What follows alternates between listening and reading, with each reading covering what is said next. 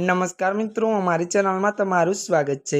जुलाई महीनानी शरूआत हमेशा नवा फेरफारों और नवी नीतिओ लईने आवे छे। आ वर्ष पण छत्तीसगढ़ना त्यारे नागरिकों माटे त्यारे एवा समाचार सामे आवे छे जे तेमना घरना बजेटने सीधी असर करशे। छत्तीसगढ़ राज्य विद्युत नियामंकन आयोगे त्यारे नाणाकीय वर्ष 26 એટલે કે 2026-27 માટે વીજળીના નવા દરો જાહેર કર્યા છે, જે હંમેશા સરેરાશ 6.23% વધારો કરવામાં આવ્યો છે।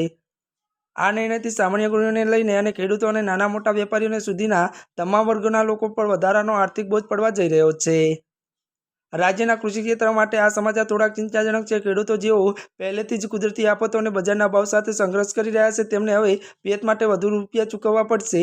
નવા ટેરિફો મુજબ કૃષિ પંપ અથવા અન્ય સિંચાઈના વધારો ત્યારે સાધનો ચલાવવા માટે ખેડૂતોએ હવે પ્રતિ યુનિટ 40 પૈસાનું ચૂકવવાના પડશે। ખેતીમાં વીજળીનો ઉપયોગ અનિવાર્ય છે, તેથી આ વધારો ખેતીના ત્યારે કુલ ખર્ચમાં નોંધપાત્ર કરશે। ત્યારે મિત્રો જેથી સીધી અસર તેની કમાણી પર પડશે।